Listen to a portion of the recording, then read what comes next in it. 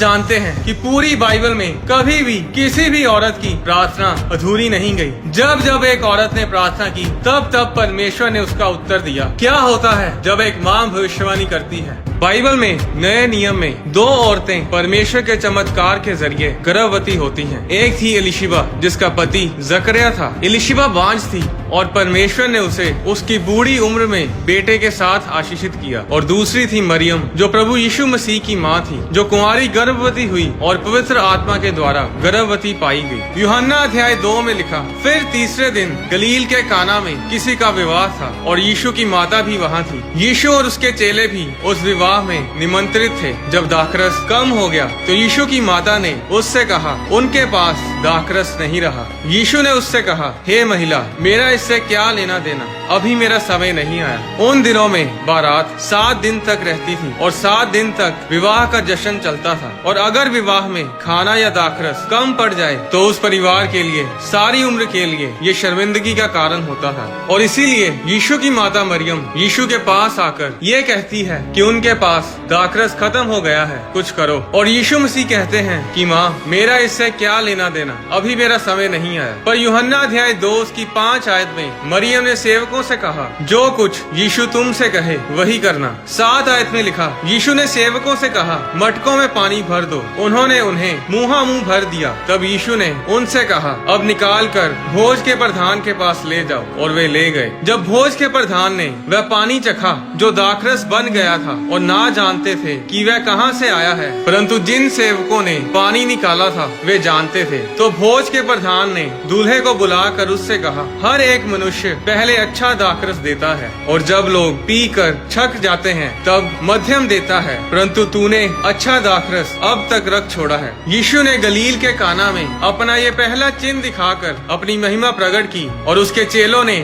उस पर विश्वास किया। क्या आप सोच सकते हैं कि पहला चमत्कार जो यीशु मसीह ने अपनी सेवकाई में किया वो उनकी माँ के कहने पर किया। माता मरियम ने सेवकों से कहा था कि जो कुछ यीशु तुमसे कहे वही करना, और सेवकों ने वैसा ही किया और चमत्कार हुआ। आज आशीष के लिए, छुटकारे और चमत्कार के लिए एक ही चीज की जरूरत है और वो है आज्ञाकारिता की। जो कुछ परमेश्वर कहे, उसका वचन कहे, उसे पूरा करना ही आशीष को लेकर आता है। बाइबल में ऐसा कई बार हुआ कि जब पुरुषों ने प्रार्थना की और उसका उत्तर उन्हें नहीं मिला। मूसा ने अपनी बहन मरियम के लिए कोढ़ से चंगाई के लिए परमेश्वर से प्रार्थना की थी, पर परमेश्वर ने कहा नहीं, वह 7 दिन के लिए छावनी से बाहर बंद रहे। 2 शमूएल अध्याय 12 उसकी 16 आयत में लिखा, दाऊद उस लड़के के लिए परमेश्वर से विनती करने लगा और उपवास किया और भीतर जाकर रात भर भूमि पर पड़ा रहा। तब उसके घराने के पुरनिये उठकर उसे भूमि पर से उठाने के लिए उसके पास गए, परंतु उसने ना चाहा और उनके संग रोटी ना खाई।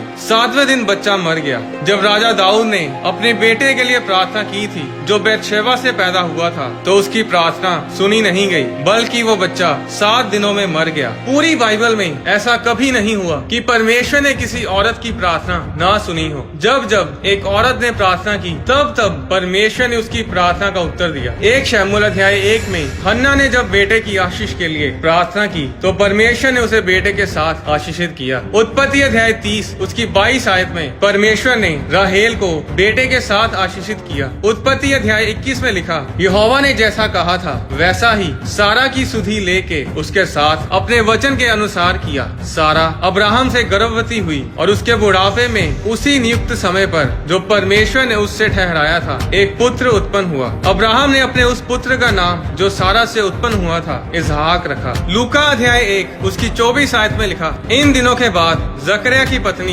एलिशिबा गर्भवती हुई और 5 महीने तक अपने आप को ये कह के छिपाए रखा, मनुष्यों में मेरा अपमान दूर करने के लिए प्रभु ने इन दिनों में कृपा दृष्टि करके मेरे लिए ऐसा किया है। लूका अध्याय 18 उसकी 1 आयत में लिखा, फिर यीशु ने इसके विषय में कि पुरुषों को नित्य प्रार्थना करनी चाहिए और हियाव नहीं छोड़ना चाहिए उनसे ये दृष्टांत कहा। किसी नगर में एक न्यायी रहता था जो न परमेश्वर से डरता था और न किसी मनुष्य की परवाह करता था। उसी नगर में एक विधवा भी रहती थी जो उसके पास आ आकर कहा करती थी, मेरा न्याय चुका कर मुझे मुद्दई से बचा। कुछ समय तक तो वह ना माना, परंतु अंत में विचार कर कर कहा, यद्यपि मैं न परमेश्वर से डरता और न मनुष्यों की कुछ परवाह करता हूँ, तो भी ये विधवा मुझे सताती रहती है, इसलिए मैं उसका न्याय चुकाऊंगा। कहीं ऐसा ना हो कि घड़ी घड़ी आकर अंत को मेरी नाक में दम करे। प्रभु ने कहा, सुनो, ये अधर्मी न्यायी क्या कहता है। इसलिए क्या परमेश्वर अपने चुने हुओं का न्याय ना चुकाएगा जो रात दिन उसकी दुहाई देते रहते हैं? क्या वह उनके विषय में देर करेगा? मैं तुमसे कहता हूँ, वह तुरंत उनका न्याय चुकाएगा। ये दृष्टांत, ये उदाहरण यीशु मसीह ने अपने चेलों को दी थी। किंग जेम्स बाइबल में लूका अध्याय 18 उसकी 1 आयत में लिखा कि पुरुषों को नित्य प्रार्थना करनी चाहिए और हियाव नहीं छोड़ना चाहिए। और ये बताते हुए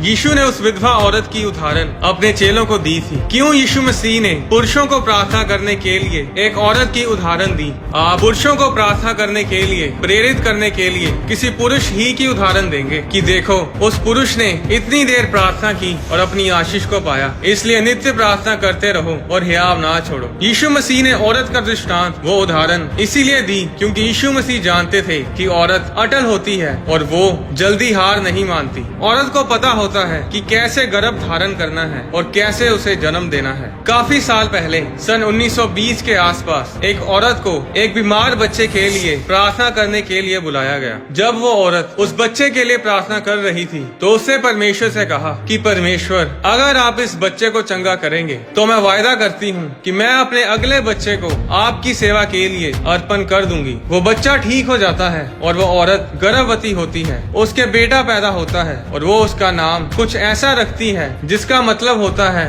बोलना। जब वो बच्चा बड़ा होता है तो पता चलता है कि वो हकलाता है। वो बात नहीं कर पाता था। स्कूल में बच्चे उसका मजाक उड़ाते थे और हर समय जब वो बच्चा हकलाता था उसकी माँ बोलती थी कि तुम एक दिन प्रचार करोगे। 15 साल की उम्र में वो बच्चा घर से भाग जाता है। 17 साल की उम्र में वो घर वापस आता है और एक दिन बास्केटबॉल खेलते समय बेहोश होकर गिर जाता है। डॉक्टर ने बताया कि उसे टीबी है। उस समय टीबी का कोई इलाज नहीं था। टीबी के इलाज की खोज सन 1944 के बाद जाकर हुई है। वो बच्चा हकलाता था और अब टीबी से मरने वाला था। 160 दिनों से भी ज्यादा वो बिस्तर पर रहा और उसकी माँ यही बोलती रही कि बेटे, किसी न किसी दिन परमेश्वर तुझे छुएंगे और तू भविष्यवाणी करेगा, तू प्रचार करेगा, क्योंकि तेरे पैदा होने से कहीं पहले मैंने तुझे परमेश्वर की सेवा के लिए अर्पण कर दिया था। एक दिन उनके घर के पास एक प्रार्थना सभा होती है। वो औरत अपने बेटे को ट्रक में डालकर उस मीटिंग में लेकर जाती है। जब परमेश्वर के दास ने उस बच्चे पर प्रार्थना की तो उसी समय वो टीबी से चंगा हो गया और परमेश्वर ने उसके हकलाने की समस्या को भी चंगा किया। उस समय वो 17 साल का था। वो जो टीबी से मरने वाला था 90 साल से भी ज्यादा जिया। वो इंसान जिसकी माँ ने उस पर भविष्यवाणी करनी कभी बंद नहीं की, उसका नाम था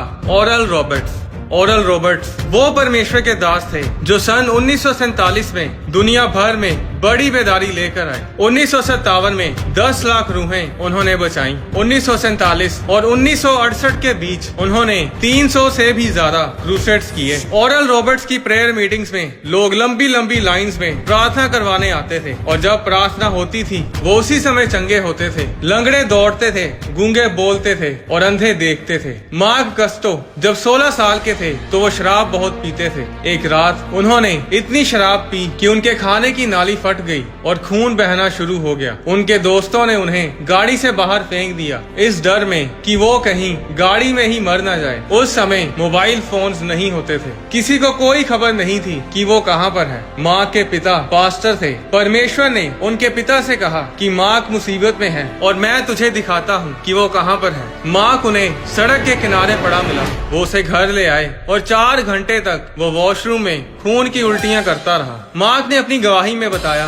कि उस समय पहली बार मैंने शैतान को ये कहते सुना, तेरे माता पिता की प्रार्थनाओं से कुछ नहीं होगा, तू आज रात मरेगा और नर्क में सड़ेगा। मार्क से उस टाइम बोला नहीं जा रहा था, वो उल्टियां करे जा रहा था। मार्क ने बताया कि उसकी माँ बाहर कमरे में प्रार्थना कर रही थी। जब जब मार्क के कान में शैतान की आवाज आती थी कि तू मरेगा, उसी समय मार्क के कान में अपनी माँ की आवाज आती थी कि तू मरेगा नहीं, मार्क तू मरेगा नहीं, तू जिएगा। हर बार जब शैतान उसके कान में बोलता था कि तू मरने वाला है, उस शैतान की आवाज मार्क की माँ को सुनाई नहीं देती थी। वो सिर्फ मार्क के कानों में ही सुनाई दे रही थी। पर मार्क की माँ की प्रार्थना प्रोफेटिक थी। वो उसके ऊपर जिंदगी को घोषित कर रही थी। अगली सुबह उसके खाने की नली पूरी तरह से ठीक हो चुकी थी। वो पूरी तरह चंगा हो चुका था और वो शराब पीने की आदत से भी आजाद हो चुका था। और आज वो मार्क कस्तो, पास्टर मार्क कस्तो है और वो सारी दुनिया में परमेश्वर का सुसमाचार प्रचार करते हैं। उनकी माँ ने उन पर भविष्यवाणियां की थी कि मार्क तू प्रचार करेगा, और ऐसा ही हुआ। पुरुष की आदत है कि वो जल्दी ही आप छोड़ देते हैं। एक काम नहीं बना तो कोई बात नहीं, चिंता करने की जरूरत नहीं। पर औरत ऐसी नहीं होती। अगर औरत अटल हो जाए,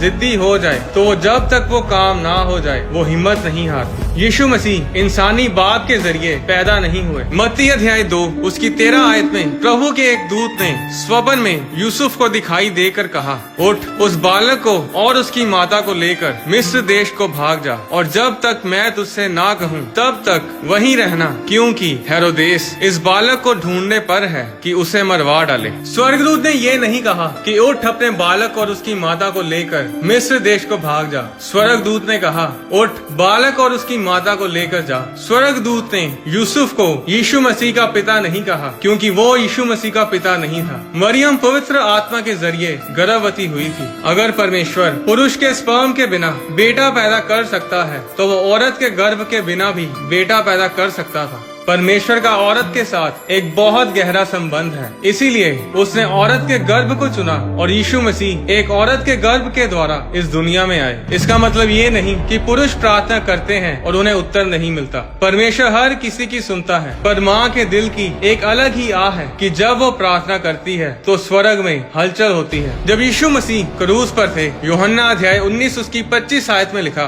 परंतु यीशु के क्रूस के पास उसकी माता और उसकी माता की बहन मरियम, क्लोपास की पत्नी और मरियम मगदलीनी खड़ी थी। यीशु ने अपनी माता और उस चेले को जिससे वह प्रेम रखता था पास खड़े देखकर अपनी माता से कहा, हे नारी, देख, ये तेरा पुत्र है। तब उस चेले से कहा, ये तेरी माता है। और उसी समय से वह चेला उसे अपने घर ले गया। जब वो क्रूस पर मर रहा था, दर्द से तड़प रहा था, उस समय भी वो अपनी माँ के बारे सोच रहा था। परमेश्वर आपके आंसुओं की कीमत को जानता है, आपके दर्द, आपकी तकलीफों को वो जानता है। जब उसके कोड़े पड़ रहे थे, वो दर्द से चिल्ला रहा था, उसका खून बह रहा था। आप नहीं जानते कि परमेश्वर आपसे कितना प्रेम करता है। आज कोई इंसान अपने बेटे को किसी मासूम के लिए कुर्बान नहीं करता, और परमेश्वर ने अपने इकलौते बेटे को हम पापियों के लिए कुर्बान किया, ताकि हम नाश ना हो बल्कि बचाए जाएं, अनंत जीवन पाएं। हम सब के लिए परमेश्वर की योजनाएं बहुत बड़ी हैं। जो औरतें, जो माँ अपने बच्चों के लिए, अपने पति, अपने परिवार के लिए प्रार्थना कर रही हैं, मैं आपको बताना चाहता हूँ कि ऐसी प्रार्थनाएं ना करें कि हाय प्लीज परमेश्वर, क्या तू मेरे बेटे को बचाएगा, क्या तू मेरे पति को बचाएगा, क्या तू मेरी जिंदगी में ये काम करेगा, वो काम करेगा। मैं चाहता हूँ कि आप उन पर घोषणाएं करें। जब आपका बेटा या बेटी